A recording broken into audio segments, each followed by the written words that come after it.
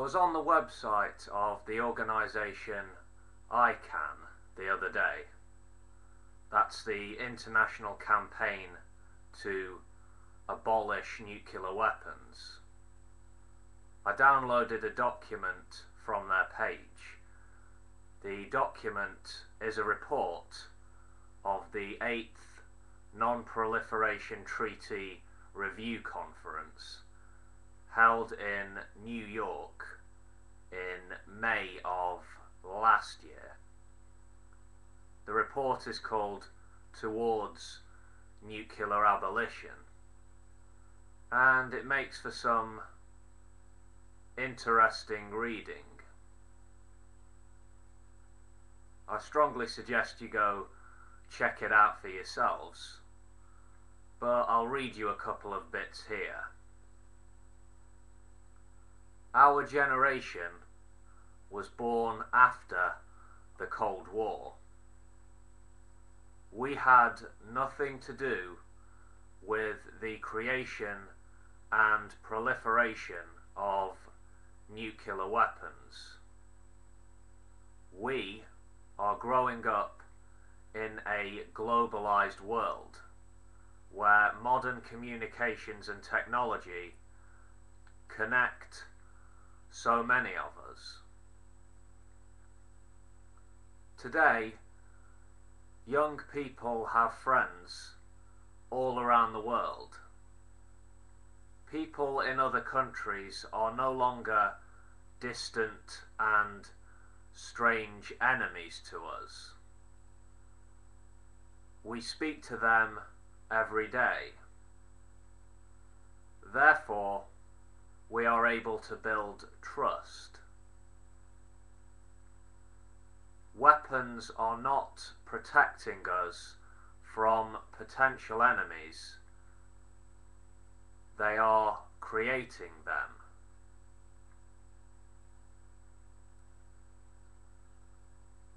Week 2. Delegitimizing the possession of nuclear weapons. Monday, May the 10th. This is on page 20 of the report. More than 4 decades have passed since the Non-Proliferation Treaty entered into force. Yet today, many governments continue to regard nuclear weapons as legitimate instruments of national security. The few privileged states that possess nuclear weapons still attach great prestige to them. If we are to succeed in the campaign to abolish nuclear weapons through a binding convention, we must effectively break down the perception of these weapons as the ultimate expression of state power.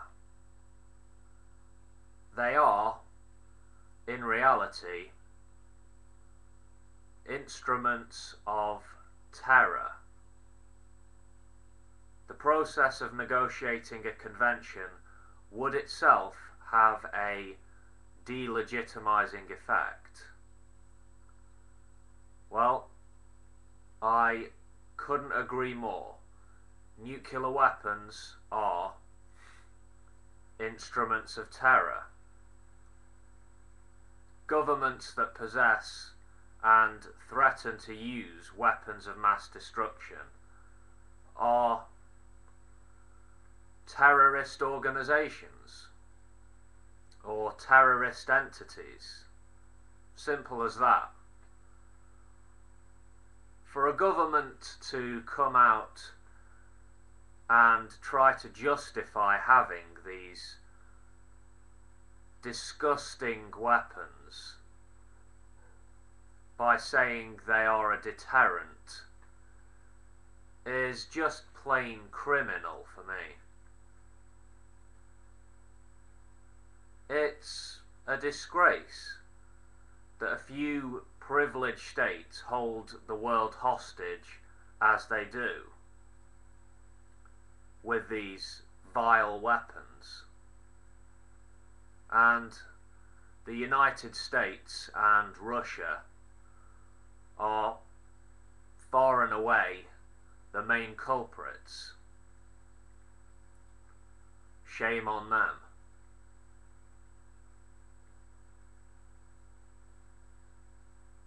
Week 4. Building the pressure for nuclear abolition. Wednesday, May 26. This is on page 38 of the report.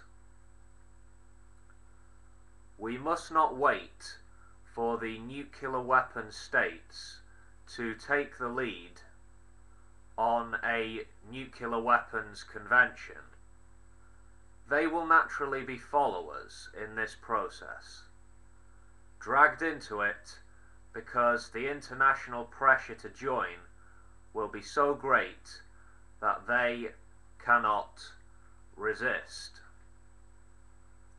Today, such pressure is minimal, but there are signs that it may be building. Why should we be content living in a world with 23,000 nuclear weapons, whose lives will be sacrificed before we finally wake up and realise that nuclear abolition is not an option but an urgent necessity?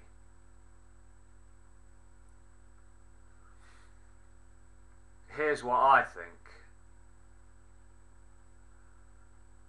There's a decent chance that there will be a nuclear war at some point. And if there is, millions of innocent people will die horrible deaths. Many more will suffer terrible injuries. Hardship and misery will be heaped upon entire populations. Maybe all life on the planet will eventually die out with a whimper as a result of a nuclear war. Maybe. Or maybe it wouldn't be quite that bad.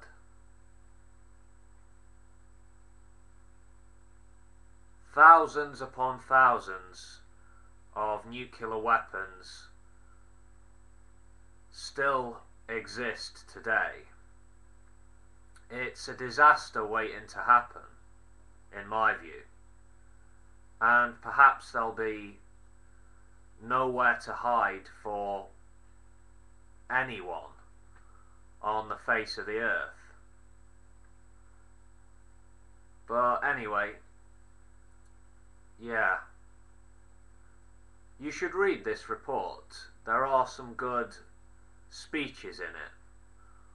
One by Jody Williams, Nobel Peace Prize laureate, and there's a good speech on pages 42 through 44. That speech was drafted by a Dr. Rebecca Johnson and John Loretz, apparently. Good read. Well, catch you later, boys and girls. Take care of yourselves. Peace.